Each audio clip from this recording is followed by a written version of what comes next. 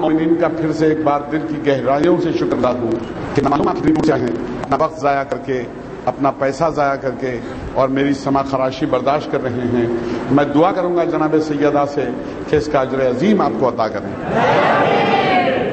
اور دیکھیے یہ صرف دعا ہی نہیں ہے میری، انشاءاللہ آپ لوگ محسوس کریں گے کہ آپ کو جو فائدے پہنچے ہیں وہ جناب سیدہ کی وجہ سے پہنچے ہیں۔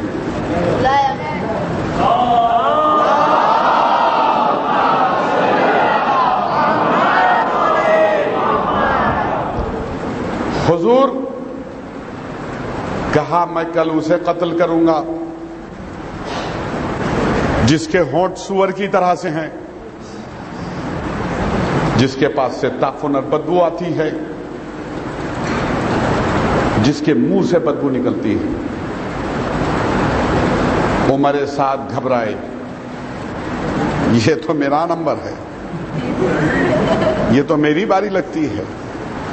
عمر سعد کی بیوی، ایک بیوی، عمر سعد کی ایک بیوی جناب مختار ابن عبید ثقفی کی بہن تھی۔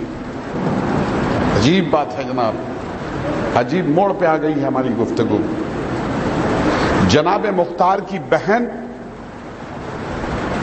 عمر سعد کی زوجہ تھی، ایک بیوی، نہ معلوم اس کی کتنی بیویاں تھیں، ایک بیوی جناب مختار کی بہن تھی۔ عمر سعد اس کی قدموں سے لپٹ گیا، اے مجھے بچا لے کسی طریقے سے، مجھے کسی طریقے سے تو بچا لے۔ اس نے ٹھوکر ماری، اب بچا لوں، لیکن واقعہ کربلا کے بعد آج تک سن 61 ہجری کے بعد سن 66 ہجری تک وہ جناب مختار سے پھر ملنے کے لیے نہیں آئی۔ دل میں سوچتی تھی وہ مومنہ میں کیا صورت لے کے اپنے بھائی سے ملنے کے لیے جاؤں کہ میرے شوہر نے یہ بڑا کارنامہ انجام دیا ہے۔ نہیں گئی اپنے بھائی سے ملاقات کے لیے، آج اپنے بھائی سے ملاقات کے لیے چلی، دارالامارہ پہنچی، مختار کو سلام کیا، مختار نے منہ پھیر لیا، نزدیک آئی، بھائی کے قدموں سے گر کے لپٹ کے رونے لگی۔ ہٹا دیا جناب مختار نے، دور ہو جا میری نظروں سے، نکل جا میرے گھر سے، تو عبید ثقفی کی دختر نہیں ہو سکتی، تو میری بہن نہیں ہو سکتی۔ واقع کربلا ہو جائے اور تو پھر عمر ساتھ زندہ رہے، اس گھر میں تو زندگی گزارتی رہے، تو میری بہن نہیں ہو سکتی۔ بہن نے ہاتھ جوڑے، اے بھیا، ہے بھیا، میں نے بہت چاہا، بہت کوشش کی، واقع کربلا کے بعد میں اپنے شوہر کو قتل کر دوں، عمر سعد کو میں قتل کر دوں۔ میں نے کئی بار پروگرام بھی بنایا، لیکن میں اپنے پروگرام کو پورا نہ کر سکی، اس لیے کہ مجھے ڈر تھا، مجھے خوف تھا میرے بھائی کہ اگر میں عمر سعد کو قتل کر دیتی تو تم قید میں بند تھے، دشمن تمہیں ہلاک کر دیتے تھے، اسی لیے میں نے تمہاری محبت میں اس کو قتل نہیں کیا۔ لیکن خدا بہتر جانتا ہے، واقع کربلا کے بعد سے آج تک میں چین سے اس کے گھر میں زندگی نہیں گزار سکی۔ تو اب جب یہ سنا نا بہن سے اپنی محبت کے بارے میں تو دل ذرا ہلکا سا ہوا، اٹھایا، بہن کو اپنے سینے سے لگایا، کہا اچھا بہن اب کیا چاہتی ہے، اب بتا تو اب کیا چاہتی ہے، کیسے آنا ہوا؟ کہا آنا تو یہ ہوا کہ ہمارے ساتھ نے سفارش کر کے بھیجا ہے۔ کہا اچھا اس نے تو سفارش کی، اب تو کیا چاہتی ہے؟ تو بہن نے جواب دیا، اپنے بھائی سے کہا، اے مختار، اے بھیا، میں چاہتی ہوں کہ جلد سے جلد اگر میں بیوہ ہو جاؤں تو اتنی اچھی بات ہے۔ کہا ہاں اب لگا مجھے کہ تو میری بہن ہے، عبید ثقفی کی تو دختر ہے۔ گرفتار کر کے عمر سعد پیش کیے گئے۔ عمر سعد کا ابو عمرو کسان نے بھی وہی انجام کیا جو شمر بن جوشن کا کیا تھا مگر اس کے مرنے سے پہلے جناب مختار اس کے پاس آئے، اپنے بہنوئی کے پاس آئے، پوچھا اس سے، کیوں مسٹر عمر سعد خیریت سے تو ہیں آپ؟ کہا ہاں حضور خیریت سے تو ہوں، مگر اب خیریت نظر نہیں آتی۔ کہا کربلا گئے تھے؟ کہاں گیا تھا۔ کس لیے گئے تھے؟ ملک رہ کی تمنا، ملی ملک رہ؟ کہا نہیں ملی۔ کہا افسوس کی بات ہے، اپنے بہنوئی سے کہا افسوس کی بات ہے عمر سعد، ملک رہ کی تمنا میں گئے، اتنا بڑا کام انجام دیا تم نے، افسوس کہ تم ملک رہ بھی تم کو نہیں ملا۔ کہا اچھا لاؤ لاؤ اپنی تلوار لاؤ، تلوار لی۔ کہا ملک رہ تمہیں نہیں ملا، کیوں؟ کہا حسین کیا کہا تھا حسین نے؟ کہا اے عمر سعد تو اتنی دیر زندہ رہے گا تجھے نہ تو ملک رے ملے گی اور تو اتنی دیر زندہ رہے گا جتنی دیر ایک آدمی گھوڑے کی پیٹھ پہ بیٹھتا ہے. کہا ہو گئی تیری زندگی مکمل؟ کہا ہو گئی. کہا ملا تجھے ملک رے؟ نہیں ملا. تو بھائی گیا کیوں تھا کربلا میں؟ کہا گیا تھا غلطی ہو گئی. کہا نہیں غلطی نہیں ہوئی, تو نے چند اشعار بھی کہے تھے. کہا ہاں میں نے کہے تھے. کیا تھے؟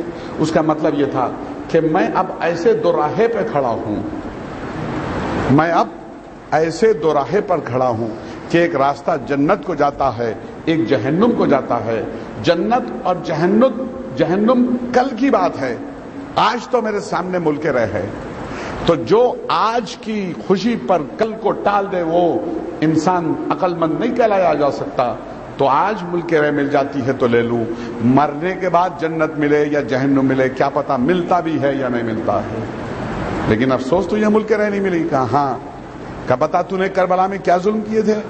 کہا سب سے پہلا تیر حسین کی طرف میں نے چلایا تھا اور گواہ کر کے چلایا تھا, اے فوجیوں گواہ رہنا, سب سے پہلا تیر عمر سعد حسین کی سمت پھینک رہا ہے. ملک رہ ملی؟ نہیں ملی. لاؤ تلوار. تلوار لائی گئی. کہا زمین پہ لٹاؤ, ننگا کرو اسے. ننگا کر کے عمر سعد کو زمین پہ لٹا دیا گیا. ہاتھ پیر پھیلا دو اس کے, پھیلا دیے گئے. کہا کیلیں ٹھوکو اس کے ہاتھوں پیروں میں. کیلیں ٹھوک دی گئیں, کیلیں ٹھوک دی گئیں. اب پڑے ہیں کراتے ہوئے عمر سعد. کہا یار عمر سعد تمہیں ملک رہ نہیں ملا؟ ملک رہ نہیں ملا؟ نہیں ملا. تو اچھا ملک رہ کی سند جاتے جاتے مجھ سے لے جاؤ, میں تمہیں ملک رہ لکھے دیتا ہوں. تلوار سے عمر سعد کے پیٹ کے اور سینے کے اوپر رے لکھ دیا جناب مختار نے گھسیٹ کے. اور اب مرنے کے قریب ہوا. اب عمرو کسان کیا حضور میرے حوالے کر دے گا؟ لے لو بھیا, تم لے لو, اس کا جو چاہے کر لو. وہی ترکیب جو شمر کی تھی اسی طریقے سے اسے واصلے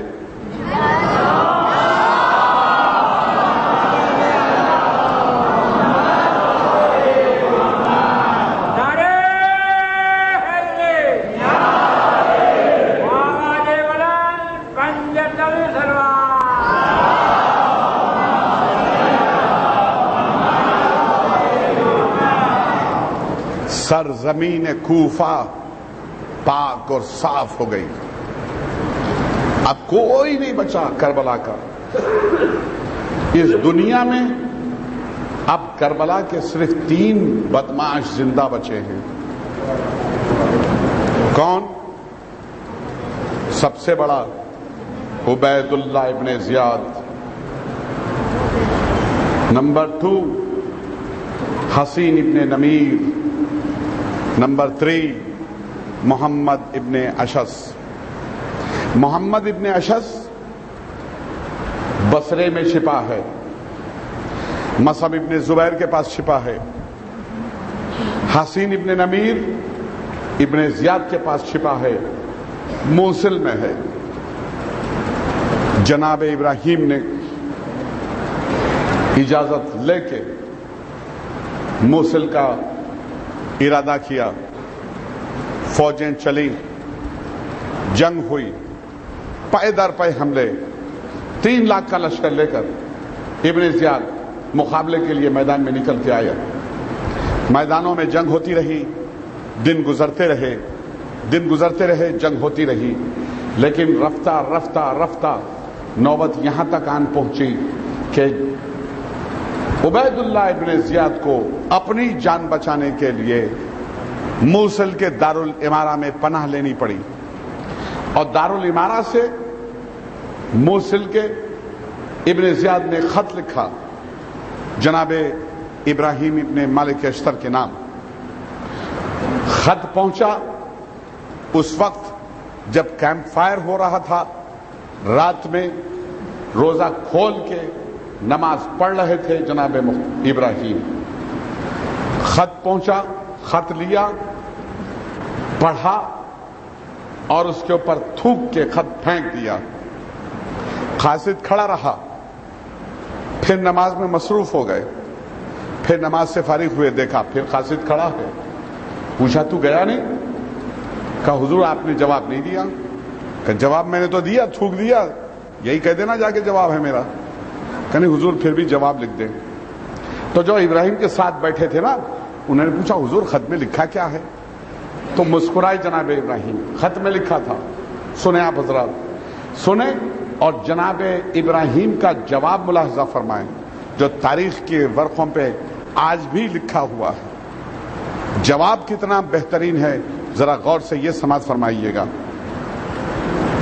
لکھا تھا، ابن زیاد نے لکھا کہ اے ابراہیم ابن مالک اشتر، اگر کوئی مجھ سے پوچھے کہ سرزمین عرب کا سب سے بہادر انسان کون ہے اس وقت، تو میں بنا جھجکے ہوئے سب سے پہلے تمہارا نام لے سکتا ہوں کہ آج سرزمین عرب پر تم سب سے بہادر انسان ہو.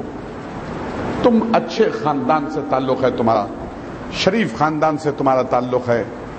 ہاں ابراہیم، تمہارے باپ داداؤں میں اور ہمارے باپ داداؤں میں بڑی دوستی تھی. ابراہیم، تمہارے بزرگوں میں ہمارے بزرگوں میں بڑی دوستی تھی. اے ابراہیم، ہماری اور تمہارے بزرگوں کی دوستی کا واسطہ دے کے میں تم سے کہہ رہا ہوں، اب بھی وقت ہے میرے پاس چلے آؤ. اب بھی وقت ہے ابراہیم، میرے پاس چلے آؤ، میں موصل کا گورنر تمہیں بنا دوں گا. دیکھو تم کہاں مختار کی چکر میں پھنس گئے. خون انتقام حسین کا وہ تو بہانہ بنائے ہوئے ہیں ناحق. اگر اتنا ہی خون انتقام کا انہیں جذبہ ہوتا تو آج جنگ کے میدان میں ان کو آنا چاہیے تھا. وہ تو مزے سے بیٹھے کوفے میں آرام سے حکومت کر رہے ہیں اور جنگ کے شعلوں میں تمہیں چھونک دیا. آنا تو انہیں چاہیے تھا جنگ میں.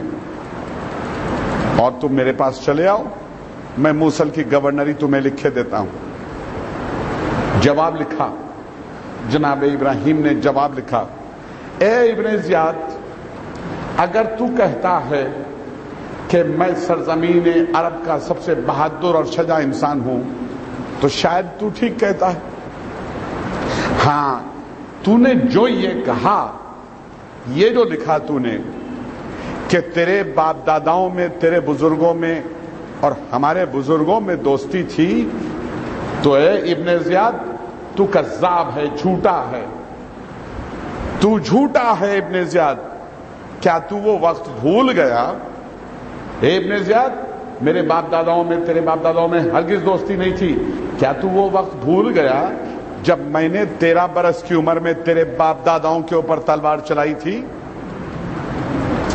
اور اے ابن زیاد، تو جو یہ کہتا ہے کہ موصل کی گورنری تو مجھے دے گا تو تو مجھے لالچ دیتا ہے، مالک اشتر کے بیٹے کو تو لالچ دے رہا ہے. اے ابن زیاد سن، کان کھول کے سن اور پڑھ میرا خط. اگر تیرے جسم کے ایک قطرہ خون بہانے کے لیے، تیرے نجس جسم سے ایک قطرہ خون کا بہانے کے لیے کوئی مجھ سے سلیمان کی حکومت، سلطنت، دولت اور ملکیت مانگ لینا تو میں دینے کے لیے تیار ہوں.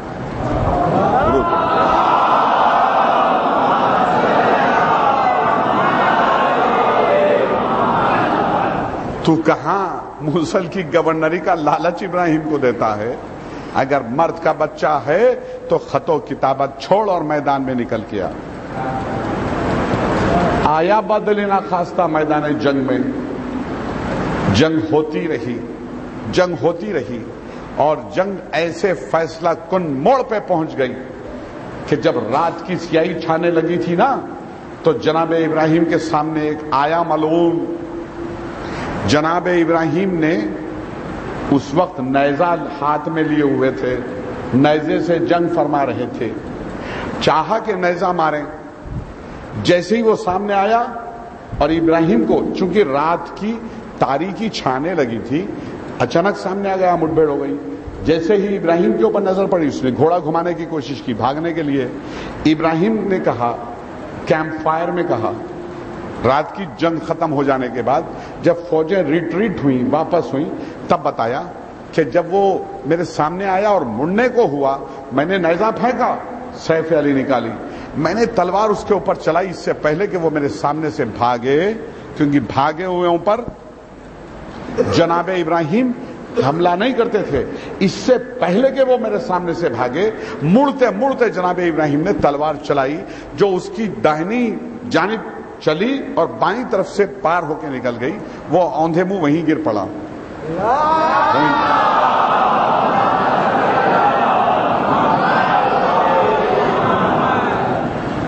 जमीन पे औंधे मुंह गिर पड़ा।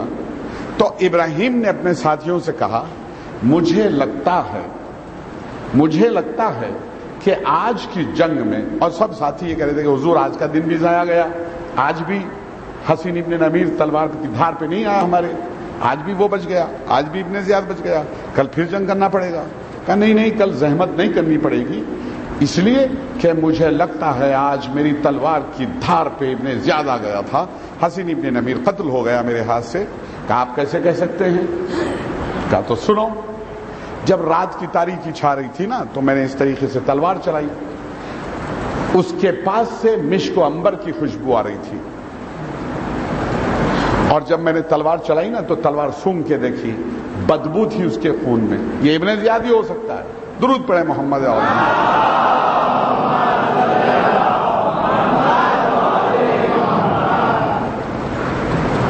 मशले रोशन हुई। कहा चलो मैदान जंग में उस मकाम पर दरिया के किनारे जहां बताया, इब्राहिम वहां पहुंचे, देखे औंधे मुंह पड़ा था, ठोकर मार के सीधा किया। इब्न ज़ियाद था, वासिल जहन्नुम हुआ था।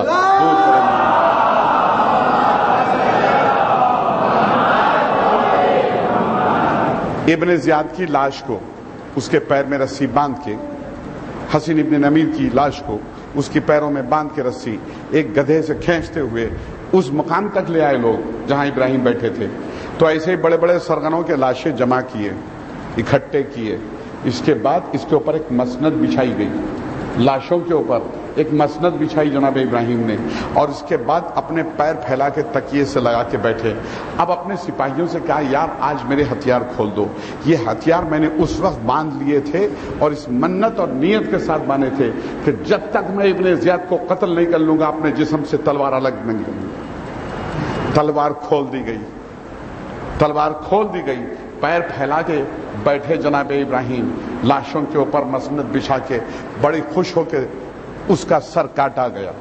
इब्न ज़ियाद का सर काटने के बाद मूसल के दारुल इमारा के दरवाजे पे लटका दिया गया।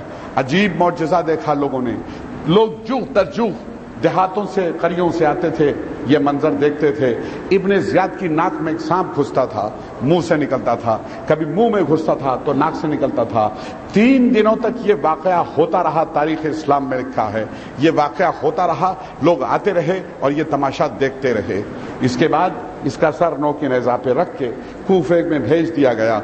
जनाब मुख्तार के पास सर पहुंचा, जनाब मुख्तार ने शुक्र का सजदा अदा किया। अब एक बचा था मोहम्मद इब्न अशस, आखिरी मोहम्मद इब्न अशस। जनाब मुख्तार ने एक खत लिखा, मसअब इब्न ज़ुबैर, हमारी तुम्हारी कोई दुश्मनी नहीं, हमारा मुजरिम तुम्हारे पास है, मोहम्मद इब्न अशस हमारे हवाले कर दिया जाए। अगर तुमने ऐसा नहीं किया तो मैं हमला करूंगा, तो साथ में तुम भी कत्ल कर दिए जाओगे। तो तुम पर यह लाजिम है कि हमारे मुजरिम को हमारे हवाले कर दिया जाए। उसने इनकार किया कि तुम्हारी ये मजाल कि मुझे डराते हो, धमकाते हो, कत्ल की धमकी देते हो। लश्कर आरास्ता हुए, जंग शुरू हुई। मसअब इब्न ज़ुबैर में, जनाब मुख्तार इब्न उबैद सक़फ़ी में जनाब इब्राहिम बार बार ये खत लिख रहे थे कि हुजूर मुझे मूसल से वापस बुला लीजिए, मुझे अपने पास रहने का मौका दीजिए। अभी दुश्मन हैं जिंदा दुनिया में। लेकिन जनाब मुख्तार हर खत में ये जवाब लिखवा रहे थे, ए इब्राहिम मेरा मकसद पूरा हो चुका, जिस मकसद के लिए अल्लाह ने मुझे पैदा किया था वो मेरा मकसद पूरा हो गया। अब तुम वहीं रुके रहो, तुम्हें आने की कोई जरूरत नहीं है। मोहम्मद इब्न अशस बचा है, इसे इंशाअल्लाह मैं भुगत लूंगा। लीजिए जनाब, जंग शुरू हुई। एक दिन गुजरा, दिन गुजरे, कई हफ्ते गुजरे, महीने गुजर गए, जंग पे जंग होती रही। एक दिन इत्तेफाकन تلوار کی دھار پہ آ گیا محمد ابن اشعث، جناب مختار کے سامنے آ گیا، جناب مختار نے تلوار چلائی اور محمد ابن اشعث واصل جہنم ہوا۔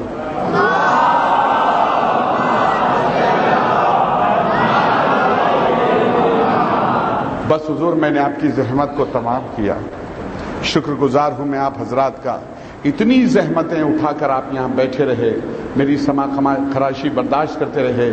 میں بانیان مجلس کا بھی شکر گزار ہوں کہ انہوں نے مجھے موقع دیا کہ میں تقریر کروں، اسی بہانے شاید میرے کوئی گناہ کم ہوئے ہوں گے، اور مجھے یقین ہے کہ میرے گناہ ضرور کم ہوئے ہوں گے، کیونکہ میں خدمت کر رہا ہوں امام حسین کی اپنے طریقے سے، اگرچہ کہ میں ذاکر نہیں ہوں، میری زبان اتنی اچھی نہیں ہے، میں فن کتابت سے واقف نہیں ہوں اپنی ٹوٹی پھوٹی زبان میں، لیکن بہرحال میں نے جناب مختار کا واقعہ سنایا کہ کس طریقے سے ظالم ظلم کرتے تھے اور اس کا کس طریقے سے ان کا عبرتناک انجام ہوا۔ بس حضور آخری موقع، ایک دن محمد ابن اشعث کے قتل ہو جانے کے بعد، واصل جہنم ہو جانے کے بعد، اب جناب مختار کو شکست شروع ہوئی۔ ایک دن گزرا، شکست ہو گئی، دوسرے دن، تیسرے دن شکست پہ شکست ہوتی رہی، اتنا ہارنے لگے، اتنا شکست کھانے لگی فوجیں جناب مختار کی کہ مجبوراً ایک دن جناب مختار کو اپنی جان، اپنے سپاہیوں کی جان بچانے کے لیے کوفے کے دارالامارہ میں بند ہو کے دروازہ بند کر لینا پڑا۔ محاصرہ کر لیا مصعب ابن زبیر کی فوجوں نے۔ ایک دن گزرا، دو دن گزرے، کئی دن گزر گئے، لیکن جب کھانا اور پانی ختم ہو گیا، غذا اور پانی جب ختم ہو گیا اور 3 دن کے بھوکے اور پیاسے ہو گئے مختار، ذرا غور سے سماعت فرمائیں، 3 دن کے بھوکے اور پیاسے جب ہو گئے نا مختار، تب انہوں نے اپنی ابا کے دامن میں اپنا کفن چھپایا، اپنی ابا کے دامن میں اپنا کفن چھپایا، اور بربنائے احتیاط جب مصعب ابن زبیر سے سامنا ہوا تھا نا، تو اپنے اہل و عیال کو، اپنے بیوی بچوں کو احتیاط کے ساتھ اپنے دوست ابراہیم کے پاس موصل روانہ کر دیا تھا۔ جناب مختار نے اپنے پورے خاندان کو احتیاط کی بنا پہ موصل روانہ کر دیا تھا۔ اب 3 دن کے بھوکے ہوئے مختار، 3 دن کے پیاسے ہوئے مختار، بہت کہا سپاہیوں سے دروازہ کھول دو، ذلت کی زندگی سے عزت کی موت بہتر ہے، لیکن سپاہی دروازہ کھولنے کے لیے تیار نہیں۔ لیکن جب 3 دن کے بھوکے اور پیاسے ہو گئے نا، تو مجبوراً دروازہ کھولنا پڑا۔ دارالامارہ کا دروازے کا کھلنا تھا کہ جناب مختار نے ایسی معرکے کی جنگ کی ہے، 3 دن کے بھوکے نے، 3 دن کے پیاسے نے اپنی ابا کے دامن میں اپنا کفن چھپا کے گلی کوچوں میں کوفے کی ایسی معرکے کی جنگ کی ہے کہ جس کی کوئی نظیر نہیں ملتی، کوئی دوسرا اس کی مثال نہیں دے سکتا۔ لیکن کب تک لڑ سکتا ہے بھوکا انسان؟ کب تک لڑ سکتا ہے پیاسا انسان؟ صبح سے شام ہو گئی، وقت اثر ہوئی، زخموں سے چور ہو کے مختار زمین کوفہ پہ گرے اور جنت کو سدھارے۔ بس حضور میں نے آپ کی زحمت کو تمام کیا۔ مختار سے پوچھوں گا، مختار تم 3 دن کے بھوکے ضرور تھے، تم پیاسے بھی ضرور تھے، لیکن تمہارے ساتھ یہ اتفاق کی بات تھی، چھوٹے چھوٹے بچے نہیں تھے، تمہیں مرنے کے بعد اس بات کا خوف نہیں تھا کہ تمہارے اہل و عیال کے ساتھ دشمن کیا سلوک کریں گے، تمہیں تسلی تھی اس بات کی کہ تمہارے مرنے کے بعد تمہارے بچے محفوظ ہیں، تمہارے مر جانے کے بعد تمہارے بیوی بچے محفوظ ہیں، تمہاری عورتیں محفوظ ہیں۔ تم نہایت اطمینان کے ساتھ، بے جگری کے ساتھ لڑ رہے تھے کہ تمہارے مرنے کے بعد تمہارے بچے محفوظ رہیں گے۔ تم اپنے دوستوں کے پاس اپنے بچوں کو بھیج چکے تھے۔ اللہ اکبر۔ مختار ذرا کربلا کی طرف رخ کر کے حسین کے سے پوچھو، حسین کے دل سے تو پوچھو، حسین کیا فرماتے ہیں؟ دوستو حسین نے اپنا مرثیہ خود کہا ہے، دوستو حسین نے اپنی مصیبت خود بیان کی ہے۔ حسین کہتے ہیں میں وہ ہوں جسے رلا رلا کے مارا گیا۔ حسین فرماتے ہیں، حسین کا مرثیہ، حسین کی زبانی، حسین فرماتے ہیں میں وہ ہوں جسے رلا رلا کے مارا گیا ہے، میں وہ ہوں جسے پیاسا مارا گیا ہے۔ چوتھے امام سے پوچھا کسی نے، مولا حسین نے اپنے مرثیے میں یہ کیوں کہا؟ حسین نے اپنے مرثیے میں یہ کیوں کہا کہ میں وہ ہوں جسے رلا رلا کے مارا گیا ہے؟ وقت ہے امام فرماتے ہیں حسین کی مصیبت سننا چاہتے ہو، میرے بابا کے مرثیے کا مطلب جاننا چاہتے ہو؟ تو میرے بابا نے کیا کہا؟ مجھے رلا رلا کے مارا گیا ہے۔ کیوں کہا؟ اس لیے کہا کہ میرا بابا جب کسی کام سے خیموں کے نزدیک آتا تھا نا، تو اب ہمارے چھوٹے چھوٹے بچے حسین کا دامن تھام لیتے تھے۔ کوئی کہتا تھا بابا ہم پیاسے ہیں،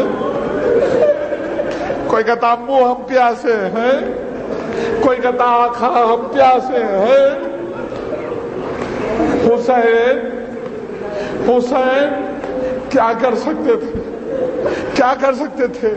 مجبور انسان رو دیتا ہے، اور کیا کر سکتے تھے؟ حسین آنسو بہاتے تھے۔ اسی لیے حسین نے کہا میں وہ ہوں جسے رلا رلا کے مارا گیا ہے۔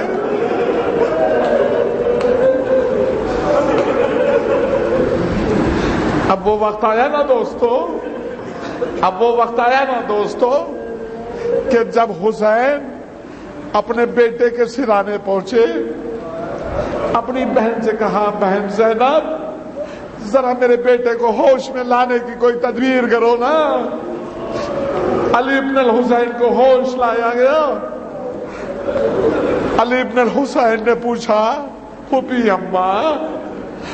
اماں یہ کون بزرگ ہے جو میرے سرانے کھڑے ہیں؟ اللہ اکبر، حسین رو رہے تھے، بیٹے نے باپ کو نہیں پہچانا، حسین کو نہیں پہچانا۔ چوتھے امام نے پوچھا پھوپھی اماں یہ کون بزرگ ہیں جو میرے سرانے کھڑے ہیں؟ اللہ اکبر، حسین کی حالت اتنی متغیر ہو گئی تھی، کہا بیٹا نہیں پہچانا، اپنے باپ کو نہیں پہچانا؟ تو کونیوں میں بل دے کے کھڑے ہوئے، کہا بابا آپ کو جب میں نے صبح میں دیکھا تھا آپ کے بال کالے تھے۔ اے بابا جب میں نے صبح آپ کو دیکھا تھا آپ کے بال کالے تھے میرے بابا، آپ کے چہرے پہ جھریوں کا جال بن گیا ہے، آپ مجھے بوڑھے لگتے، بزرگ آدمی لگتے ہیں۔ جب میں نے صبح آپ کو دیکھا تھا بابا آپ کے چہرے پہ جھریوں کا جال نہیں تھا۔ تسلی دی، پوچھا نہیں بابا یہ بتلائے میرا بھائی اب میرے چچا عباس کہاں ہے؟ مجھے بتائیں ابو عباس کہاں ہے؟ کہا بیٹا قتل کر دیے گئے۔ کہا میرا بھائی علی اکبر کہاں ہے؟ کہا بیٹا قتل کر دیے گئے۔ کہا حبیب کہاں ہے؟ قتل کر دیے گئے۔ بیٹا اب مردوں میں تمہارے اور میرے پاس میرے سوا دنیا میں کوئی نہیں ہے۔ پھوپھی اماں مجھے سہارا دے کے اٹھائیے، پھوپھی اماں میرے ہاتھ میں تلوار باندھ دیجیے، میں بابا کی نصرت میں جنگ کروں گا۔ حسین نے دعا پڑھ کے پھوٹی، تسلی دی میرے لال میری چند وصیتیں سن لو، ابھی تمہیں بڑے بڑے معرکے طے کرنے ہیں میرے لال جنگ کرنا بڑی بات نہیں ہے، ماں بہنوں کے ساتھ تمہیں دربار میں جانا ہے، اپنی پھوپھی کو سربراہ نہ دیکھنا ہے میرے لال۔ جب وطن واپس لوٹ کے جانا میرے شیعوں سے میرا سلام کہنا۔ حسین نے ایسے موقع پر ہم کو یاد کیا ہے، اے مولا ہمارا بھی سلام قبول کیجئے۔ اے میرے لال جب وطن لوٹ کے جانا تو ان سے کہنا اے میرے شیعوں میں وہ ہوں جسے رلا رلا کے مارا گیا ہے، میں بھوکا اور پیاسا قتل کیا گیا ہوں۔ اللہ اکبر۔ جب لٹا ہوا قافلہ مدینے پہنچا تھا دوستو، تو اب محمد حنفیہ ضعیف نہ عصا کے سہارے چلتے ہوئے آئے، چوتھے امام کے پاس بیٹھ گئے، پوچھنے لگے، کربلا کے واقعات جاننے لگے۔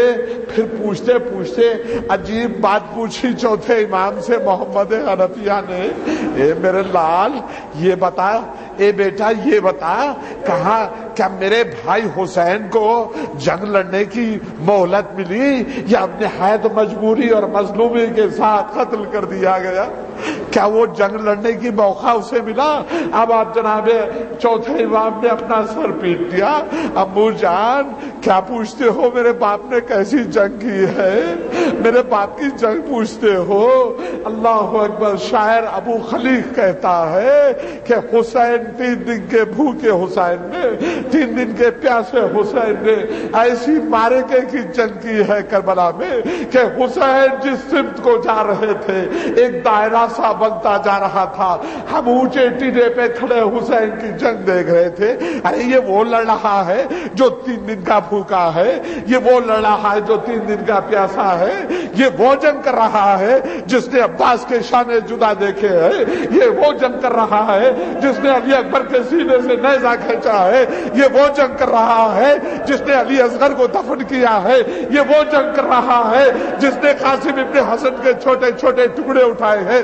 اللہ اکبر۔ فوجوں میں علمان الحفیظ کی صدائیں بلند ہوئی، علمان اے حسین امان دے دو حسین، تم نے میرے علی اکبر کو قتل کر دیا، تم نے میرے عباس کو شہید کر ڈالا، تم نے میرے قاسم کو نہیں چھوڑا، تم نے میرے 6 مہینے کے بچے کو مارا۔ اب جو تلوار چلا رہے تھے حسین ایک مرتبہ اپنے گھوڑوں پہ، اپنے گھوڑے پر اپنے زور دے کے پیروں پہ کھڑے ہوئے فرات کی طرف دیکھا، عباس اٹھو عباس، دیکھو 3 دن کے بھوکے کی جنگ دیکھو، 3 دن کے پیاسے کی جنگ دیکھو، عباس اٹھو عباس۔ ہاں عباس میں نے تمہیں جنگ کی اجازت نہیں دی نا، میں نے تمہیں لڑنے کا موقع نہیں دیا نا، تو عباس اب جو حملہ میں کر رہا ہوں وہ تمہارے لیے کر رہا ہوں، تمہارے نام سے حملہ کر رہا ہوں۔ یہ کہہ کے حسین نے اب جو حملہ کیا نا دوستو، فوجیں ربع کوفہ کی دیواروں سے ٹکرانے لگی۔ اللہ اکبر۔ 3 دن کا بھوکا حسین، علمان کی جب صدائیں بلند ہوئی، اب تمہیں علی اکبر کا واسطہ، تمہیں عباس کا واسطہ، اے مولا تلوار نے آپ میں رکھ لو۔ حسین نے تلوار نے آپ میں رکھی، اب زخموں سے چور ڈھونڈنے لگے حسین، اب زخموں سے کوئی پتھر چلا رہا تھا دوستو، کوئی نیزہ چلا رہا تھا۔ حسین زمین کربلا پہ گرے، زمین کربلا پہ گرنے کے بعد دوستو حسین نے کیا کیا؟ حسین کونیوں کے بل چلنے لگے، حسین کونیوں کے بل گھسٹنے لگے، اس مقام پہ پہنچے جہاں پہ حسین کو پہنچنا چاہیے تھا۔ شمر نے وہ ظلم کیا جو اسے نہیں کرنا چاہیے تھا، خلی ابن یزید نے وہ ظلم کیا جو اسے نہیں کرنا چاہیے تھا، سنان ابن انس نے وہ ظلم کیا جو اسے نہیں کرنا چاہیے تھا۔ حسین اب آخری سانسیں گن رہے ہیں دوستو، حسین زخموں سے چور ہیں، آخری سانسیں گن رہے ہیں۔ حسین نے اپنا کمربند بڑی مضبوطی سے تھاما ہوا تھا دوستو، وہ کمربند جناب زہرا نے اپنے ہاتھ سے بن کے حسین کو دیا تھا نا، تو حسین اپنے کمربند کو مضبوطی سے تھامے ہوئے تھے۔ اب سنان ابن انس نے کیا ظلم کیا جانتے ہو؟ وہ کمربند لوٹنے کے لیے، وہ کمربند چھیننے کے لیے جیسے ہی حسین کی طرف ہاتھ بڑھایا، حسین نے اپنا ہاتھ مضبوطی سے کمربند پہ اپنے تحفظ کے لیے رکھ لیا۔ اس نے پھر ہاتھ بڑھایا تو جس ہاتھ سے حسین جناب سیدہ کے بنائے ہوئے کمربند کی حفاظت کر رہے تھے دوستو، خلی نے، سنان ابن انس نے، دونوں نے مل کے حسین کا وہ ہاتھ کاٹ دیا جس سے حسین اپنے کمربند کا تحفظ کر رہے تھے۔ کوئی تیر چلا رہا تھا، کوئی نیزہ چلا رہا تھا، زخموں سے چور حسین۔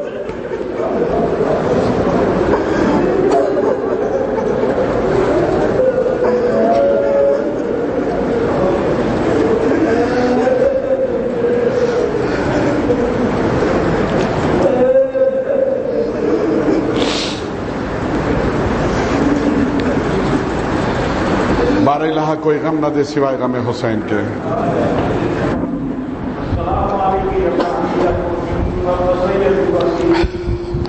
السلام